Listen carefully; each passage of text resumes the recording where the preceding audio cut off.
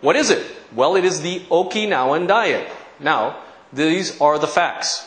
Okinawan people, or the Ryukyu Islanders, are the healthiest people in the world. That is a scientific fact.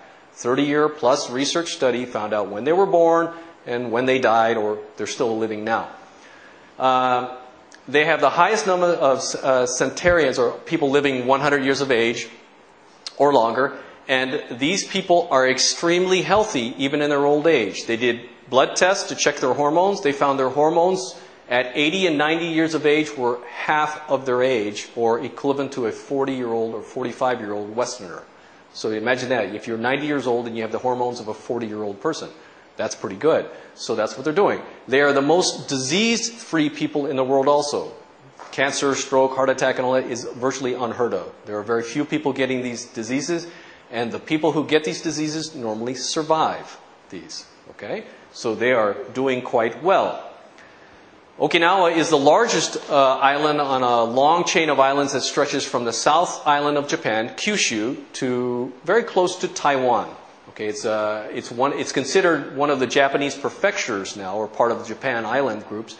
But the people themselves are not Japanese. In other words, they are Japanese citizens. They speak Japanese. They even, to some other people, look Japanese. But in fact, they were an independent people a long time ago. Japan annexed the island in 1923, but has been dealing with the island, or the island's been under Japan influence since 1878, I think.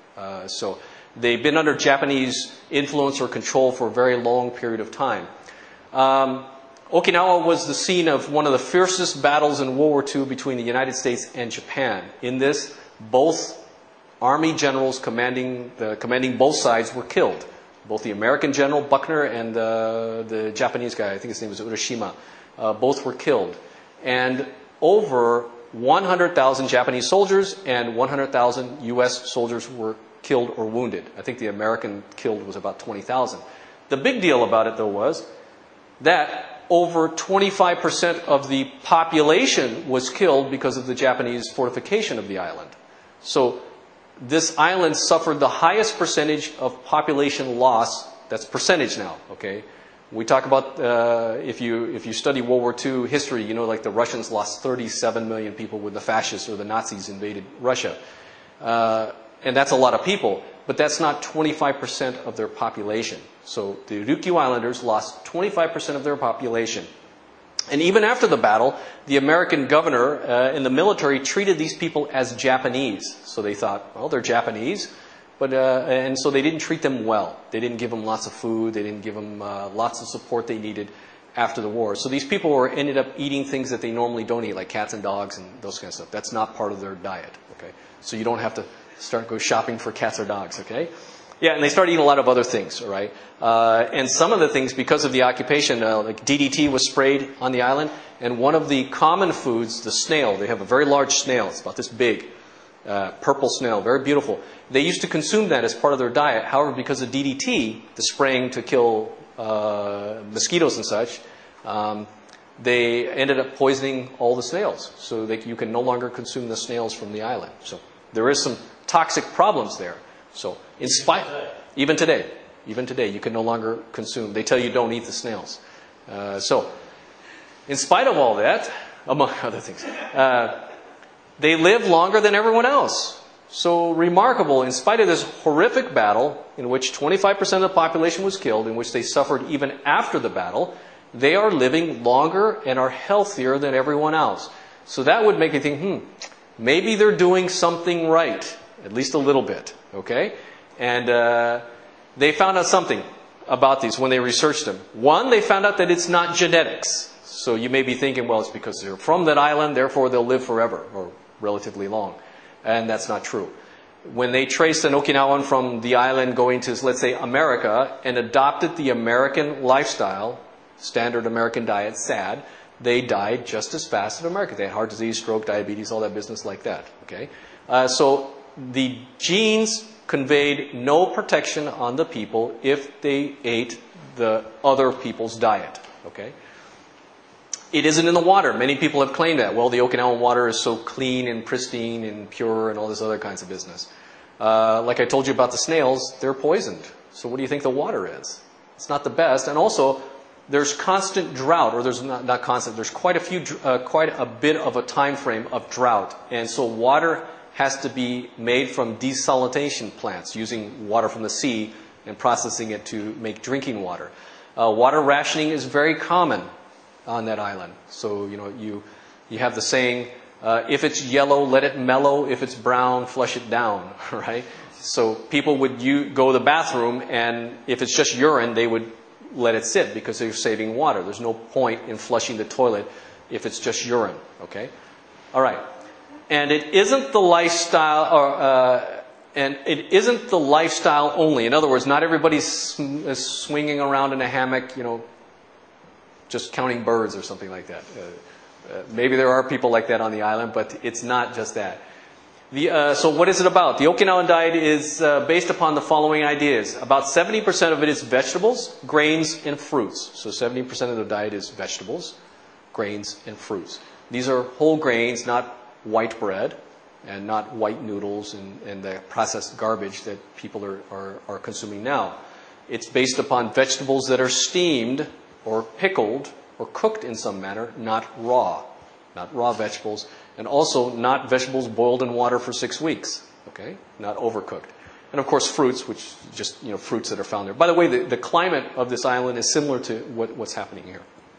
30% of it is based upon fish or meat. So actually they have a very high protein content in their diet. About 30% of their diet being protein or protein-based.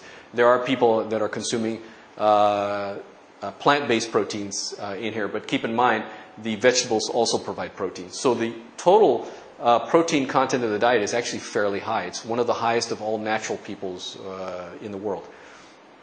They consume the highest amount of green tea of all Asian people. They're just drinking green tea all the time. And the sweet potato is the centerpiece of their diet. The sweet potato, the name in Ryukyu is imo. And when they ask you, like if you meet someone on the street, many times they won't say, "How are you?" They'll say, "How are your sweet potatoes?" In addition, finally, the amount that they eat is crucial to their health. Hara Hachi Bu, which means never above 8.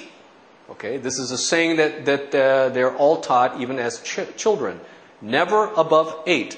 Your stomach, the idea that your stomach can hold 10 bowls of rice or 10 bowls of anything, and that you should never eat above 8. Always leave the table a little bit hungry. Now, I know I'm telling you guys this, and you're thinking, wait a minute, I just finished the buffet. And I killed it, okay? So, what I have seen in my experience in many Asian countries some years ago, there was never such a thing as all-you-can-eat buffet. To many people, that's an idiotic idea. That's dumb. Why would I want to eat all I could eat? That makes no sense to many Asian people. But on this particular island, they teach you never above 8. Okay? And they did a study, the scientists were looking at using rats in a study about diet. And they were giving these rats their rat meal. And these rats are genetically programmed to die at 50 weeks. That's the way they make them for scientific research.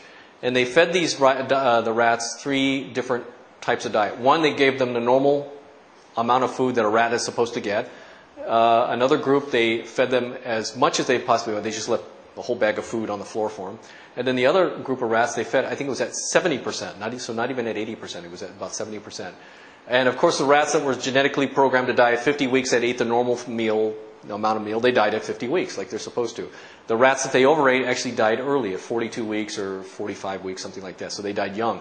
And the rats that they underfed at about 70%, they kept living until I think it was about week 70 or 75 when they just had to kill them. They didn't know when they were going to die. They were supposed to die at week 50, and at week 75, they were still living. And they, the lab space is pretty tight to come by. So the next group of experimenters said, "Hey, listen, we got to come in now, so you got to get rid of your rats." So they ended up killing the rats, and they had actually no idea how long they would have lived. Maybe they would still be alive today, even. I don't know. So, what else do they do? Well, these people are very active, and they exercise daily. So it's not just eating really well, but they also are doing some exercise. Karate, Mr. Miyagi comes from Okinawa. Actually, he does. Anyway, And it's practiced by many. You can see many of the older people doing this still. And in fact, there was a demonstration that was put on TV some years ago. I think it was in 1994 or 5 or something. A 92-year-old Okinawan guy fought a 34-year-old champion